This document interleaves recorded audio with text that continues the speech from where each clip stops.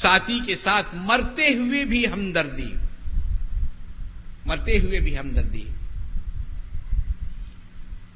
کہتے ہیں کہ جب وہ تیسرے شخص کے پاس پہنچے تو پہنچنے تک کہ ان کا انتقال ہو گیا، خدمت کرنے والے نے سوچا کہ چلو بیچارے یہ تو اللہ کو پیارے ہو گئے، چلو اب دوسرے نمبر میں جنہوں نے پکارا تھا اس کے پاس پہنچے تو ان کے پاس پہنچنے تک ان کا انتقال ہو گیا، ارے بولے یہ بھی اللہ کو پیارے ہو گئے، چلو پہلے کے پاس چلے جائیں گے، پہلے کے پاس پہنچے ان کا بھی انتقال ہو گیا۔ یہ ہے ایمان۔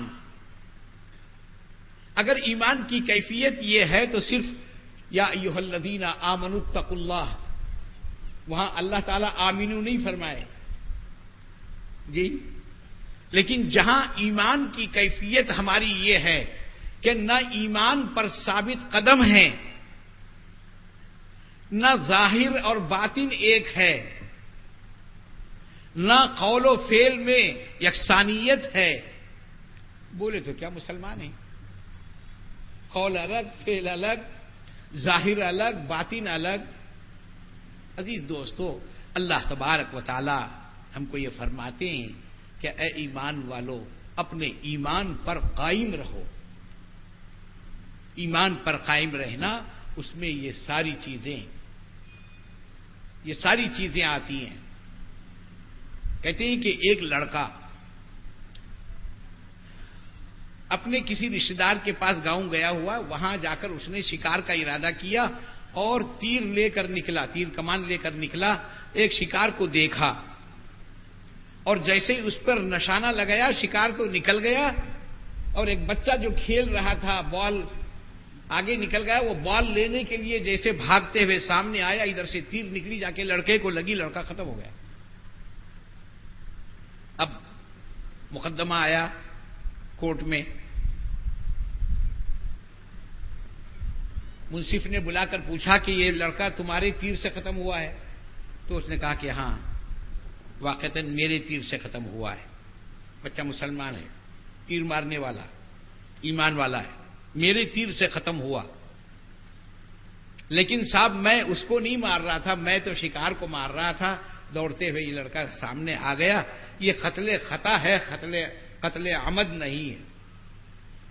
منصف نے کہا کہ ٹھیک ہے قتل خطا میں مانتا ہوں، لیکن یہ بچہ جس کا ہے ان کی طرف سے مقدمہ یہ ہے کہ خون کے بدلے خون، ہم کو بدلہ دلاؤ، تو یہ قتل خطا ہے، میں مارنا نہیں چاہتا تھا، غلطی سے ہو گیا، یہ اس پارٹی کو تم مطمئن کرو، اس کو سمجھاؤ، اگر وہ مطمئن ہوتی ہے تو تمہارے کو چھٹی، اگر وہ مطمئن نہیں ہوتی ہے اور بولتے ہیں کہ سزا، تو پھر تم کو سزا ملے گی۔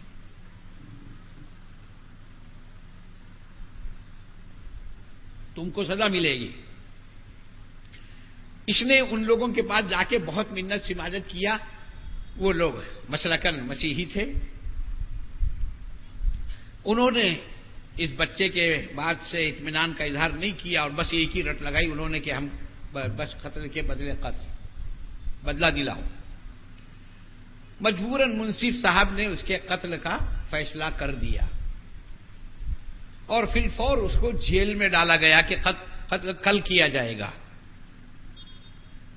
جیل میں پہنچا، دیکھا تو جیلر وہ بھی مسیحی تھا۔ جیلر سے کہا کہ بھائی میں مسافر ہوں، اب میرے گھر والے بہت پریشان ہوں گے، میرے حق میں تو ایسا فیصلہ ہو گیا ہے، میں جا کر چند منٹ کے لیے اپنے گھر والوں سے بچوں سے مل کر آتا ہوں، اگر آپ مجھے چھوڑ دیں تو میں آپ سے وعدہ کرتا ہوں، میں صاحب ایمان ہوں، وعدہ کرتا ہوں کہ میں آ جاؤں گا۔ اس نے کہا کہ مجھ سے وعدہ کرو کل جمعہ تک، جمعہ کی نماز تک اگر تم آ جاتے ہو تو میں تم کو اس اعتماد پر چھوڑتا ہوں۔ اس جیلر نے اس کے لڑکے کے اوپر بھروسہ کیا، لڑکے کو چھوڑ دیا انہوں نے، وہ اپنے دوڑتے ہوئے اپنے گھر گیا، جس نوعیت سے وہ پہنچ گیا، اور مل ملا کر وہ وہاں سے نکلا، لیکن جمعہ کی نماز تک نہیں پہنچ سکا، جمعہ کے بعد قتل کرنا ہے، جمعہ کے بعد قتل کرنا ہے، وہ نہیں پہنچ سکا۔ اب मुंसिफ साहब आ गए, बोले वो कहाँ है, वो कैदी कहाँ है? तो वो जेलर जो था उन्हें बोला साहब मेरे से उन्हें वादा करा और वक्त पर मैं आ जाता हूं बोला तो मैं उसको छोड़ा। बोले ठीक है, वो वक्त पर आ गया तो उसका तो नंबर है ही, अगर वो वक्त पर नहीं आया तो उसकी जगह तुम है। अब इसकी हवा लीक होना शुरू हो गई। हा? और होते होते जुमा की नमाज हो गई। अब बिल्कुल कत्ल करने का वक्त आ गया। मुंसिफ ने कहा कि चलो अब तुम्हारा नंबर है, वो तो आया नहीं, तुमने उसके ऊपर एतमाद किया और उसको तुमने छोड़ दिया, लिहाजा ये छोड़ना तुम्हारी गलती थी, तुमने छोड़ा, सजा तुमको मिलेगी। अब वो लिखाई पढ़ाई कुछ हो रही है और उसने अच्छा इत्तेफाक से वो जेलर भी मसीही है बोला। जब काजी साहब की तरफ से वो जेलर को सजा देने की बात आ गई तो वो ग्रुप, सामने वाला ग्रुप और परेशान हो गया। उन्हें बोले बच्चा तो अपना गया, और इधर जेलर का जो नंबर आया वो भी अपना आदमी, डबल घाटा हो रही है। लेकिन अब क्या कर सकते, गलती करा अपना आदमी। बहरहाल तो अब इसको कत्ल करना ही था कि कहते हैं कि एक आदमी के दौड़ते हुए आने की जो है आहट महसूस हुई। उस जेलर ने कहा कि साहब 1 मिनट, कोई आ रहा है, मुझे यकीन है जिस लड़के को मैंने छोड़ा है वो ईमान वाला है, मुसलमान है, उस पर पूरा यकीन है। 1 मिनट बोले तो सबके सब उसकी तरफ मुतवज्जे हुए। दौड़ते हुए वही लड़का आया, पसीने में जो है शराबर है और धापे ले रहा है, और आते ही उस जेलर से कहा कि भाई मैं माफी चाहता हूं, मैं वक्त से पहले निकला था, लेकिन मुझे नदी उबूर करना था, पार करना था, और कश्ती में बैठकर मैं आया तो हवा मुखालिफ सिमत की चलने की वजह से कश्ती लेट हो गई, वक्त पर नहीं पहुंचा। अब मैं आपके खिदमत में हाजिर हूं। काजी साहब ने फैसला कर दिया कि चलो ठीक है, जेलर को छुट्टी, अब जिसके हक में कत्ल का फैसला है उसको सजा दे दी जाए। काजी साहब ने सुना दिया, बस उसको अब कत्लगाह में लाना ही था। तो वो मुखालिफ पार्टी वालों ने कहा कि साहब ठीक है, ये सब बातें हमने आपकी सुन लिया, हमारी भी एक बात सुन लीजिए। उसने कहा कि ठीक है, और क्या कहना है भाई, अब तुमने बदला कहा और हमने तो बदले में उसको कत्ल करने का फैसला कर दिया, वो कर रहे हैं। नहीं, कहने लगे हमारी भी एक बात सुनिए। काजी साहब ने कहा कि ठीक है, बोलिए क्या बोलना है। बोले मरने के लिए ये आदमी इतना तेजी से आ रहा है, जब उसको पूरा मौका मिल चुका था कि वो गायब हो जाता और अपने आप को बचा लेता, अगरचे कि उसकी जगह जेलर खत्म हो जाता था, लेकिन इन्हों तो बच जाता था, अपनी जान बचाकर ये रुक सकता था। लेकिन इतना ईमानदार है तो हम ये कहते हैं कि हम जो है माफ कर देते हैं, लिहाजा अब आप इसको कत्ल मत करो। उन्होंने माफ कर दिया। दोस्तों, ये ईमान के कामिल होने की निशानियां हैं। इंडोनेशिया में वो 2 साहबा किराम ने जिस नौइयत से तिजारत की, लोगों के पूछने पर उन्होंने बताया, लोग उनके गिरविदा हो गए। देखो, उन्होंने नमाज की तबलीग नहीं की थी, ज़कात के ताल्लुक से नहीं कहा था, रमजान के रोजे रखने के ताल्लुक से नहीं कहा था, कारोबार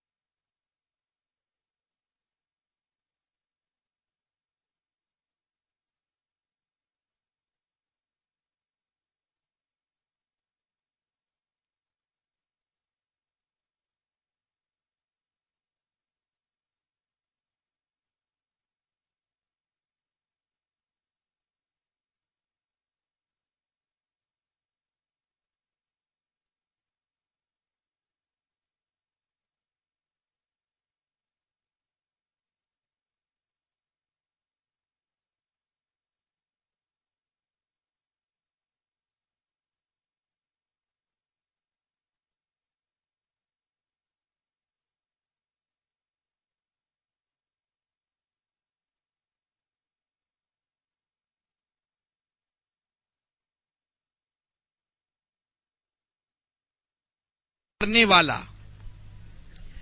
انبیاء علیہ الصلاۃ والسلام کے ساتھ اس کا حشر ہوگا. ایک صاحب غلہ بیچ رہے،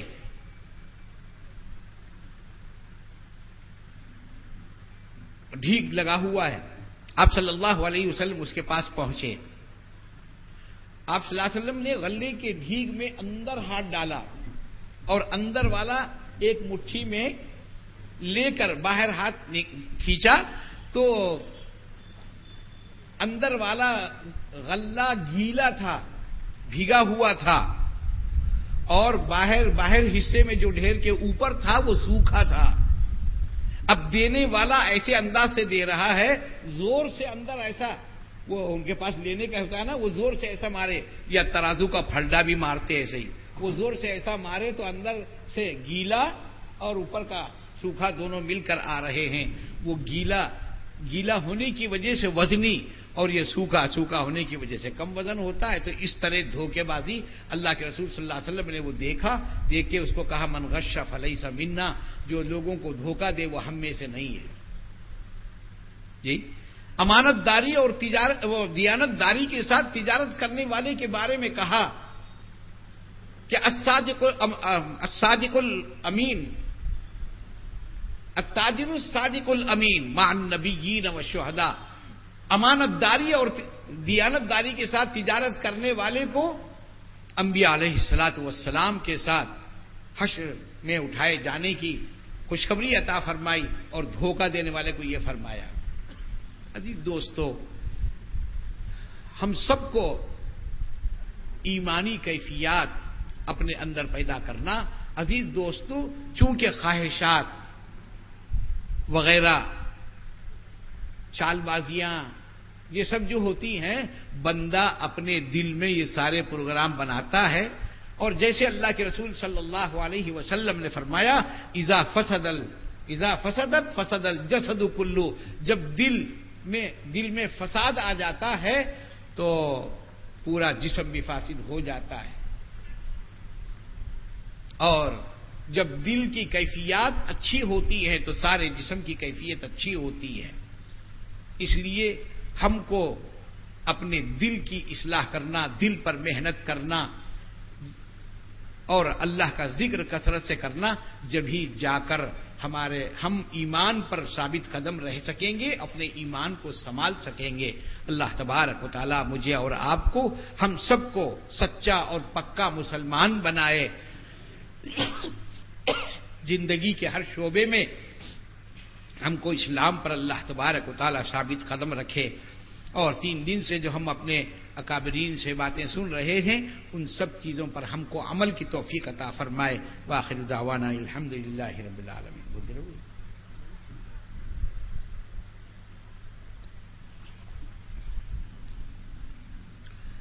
بھائی دیکھیے، اپنے مقامی بھائی ذاکرین حضرات، ان سب لوگوں نے بھاگ دوڑ محنت کر کے، دھوپ میں، راتوں میں محنت کر کے کرا کے یہ سارے انتظامات کیے. ان کے دل میں بھی اتنی خدمت کرنے کے بعد بھی یہ کیفیت ہے کہ جیسے انتظام کرنا چاہیے، آپ لوگوں کے شایان شان، ذاکرین حضرات کے شایان شان جیسے انتظام کرنا چاہیے وہ ہم نہیں کر پائے. وہ اپنی طرف سے معذرت چاہتے ہیں. اللہ کے لیے ان کو معاف کر دیجیے. ہر اعتبار سے انہوں نے محنت کی ہے، ہم کو ہر طریقے سے انہوں نے آرام پہنچایا، وقت پر کھانا کھلایا، سب کیا. اور وہ لوگ سب آپ حضرات کے ممنون و مشکور ہیں کہ ایک دعوت پر بہت ساروں کو تو صرف فون پر اطلاع دی گئی، آپ لوگ سب کے سب یہاں حاضر ہوئے، دعوت قبول کیا. سفر کرنا اس گرمی میں کوئی آسان کام نہیں ہے، لیکن سفر کی صعوبتیں آپ حضرات نے برداشت کی، اور ان لوگوں کی دعوت کا لحاظ رکھتے ہوئے، جذبات کا خیال کرتے ہوئے آپ لوگ بھی یہاں آئے. اور یہاں پر جو ہے باوجود یہ ساری سہولتوں کے، گرمی ایسی کہ بیٹھنا مشکل، اس کے باوجود آپ یہاں جو ہے یہ ساری تکلیفیں سہتے رہے. اللہ تبارک و تعالیٰ آپ کو بھی اجر عظیم عطا فرمائے، اور حقیقی ایمان اللہ تعالیٰ ہم سب کو نصیب فرمائے، اور ہم سب کو سچا تعلق اللہ تبارک و تعالیٰ سے نصیب فرمائے. دوسری گزارش میری یہ ہے کہ بھائی میں اس سے پہلے بھی کہہ چکا ہوں، اپنے اپنے گاؤں میں، دیہات میں جہاں 1 سے 4 آدمی جو بیعت ہیں ان میں سے ایک آگے ہمت کرے اور باقی 2-4 ساتھی جو بھی ہیں ان کو جوڑ کر حلقہ قائم کرے. پہلے ہفتے میں 1 مرتبہ صحیح، رفتہ رفتہ 2 مرتبہ صحیح، اس طرح 4-5 آدمی بھی اگر سلسلے سے وابستہ ہیں تو ان کو لے کر ذکر کرے. اور یہ ایسا عمل ہے کہ جب آپ کریں گے تو بہت ساروں کو شوق ہوگا، وہ آپ کے ساتھ ذکر میں شریک ہوں گے. تنہا کر لینا تو آسان کام ہے، لیکن کسی نوعیت سے اپنے ساتھیوں کو اگر ہم لیتے ہیں تو ہمارے بہانے سے ان کا بھی ذکر ہو جاتا ہے. اور ذکر حلقہ نبی کریم صلی اللہ علیہ وسلم کے حیات طیبہ میں مسجد نبوی میں حلقہ لگتا تھا. مفتی افتخار صاحب سالک نے بھی اس کی طرف اشارہ کیا کہ آپ صلی اللہ علیہ وسلم پر آیت نازل ہوئی وَاصْبِرْ نَفْسَكَ مَعَ الَّذِينَ يَدْعُونَ رَبَّهُمْ بِالْغَدَاةِ وَالْعَشِيِّ. تو آپ صلی اللہ علیہ وسلم اپنے حجرے میں سے مسجد میں آئے تو دیکھا کہ لوگ حلقہ لگا کر ذکر کر رہے ہیں، یعنی سب مل کر ذکر کر رہے ہیں. آپ صلی اللہ علیہ وسلم جیسے ان کے پاس پہنچے تو وہ خاموش ہو گئے. آپ صلی اللہ علیہ وسلم نے پوچھا آپ لوگ کیا کر رہے ہیں؟ فرمایا یا رسول اللہ ہم ذکر فرما رہے ہیں. اللہ کے رسول صلی اللہ علیہ وسلم ان کے ساتھ شریک ہو گئے. ایک تو حلقہ ساتھی ملے ہوئے ہیں اور بلند آواز سے ذکر کر رہے ہیں. جبھی تو اللہ کے رسول صلی اللہ علیہ وسلم کے پہنچنے کے بعد خاموش ہو جانے کی بات سامنے آ رہی. خاموش ہو گئے. زور سے کر رہے تھے جبھی تو خاموش ہونا کہا جائے گا نا. اگر خاموشی سے ہی کر رہے تھے تو خاموش بیٹھنے کا کیا مطلب؟ تو مسجد نبوی میں ذکر حلقہ لگتا تھا. احادیث میں حلقہ ذکر کے حلقے کا ذکر ہے، بالکل لفظ حلقہ ہے. کئی احادیث حضرت تھانوی رحمۃ اللہ علیہ نے التکشف عن مہمات التصوف میں جمع کیا ہے ان احادیث کو. بہرحال 2-4 ساتھی بھی ہوں تو حلقہ قائم کرو. اگر کوئی ساتھی نہیں ہے تو اپنے آپ کرو، لیکن ذکر کی ترتیب کو اپنے اپنے جگہ پر قائم کرو.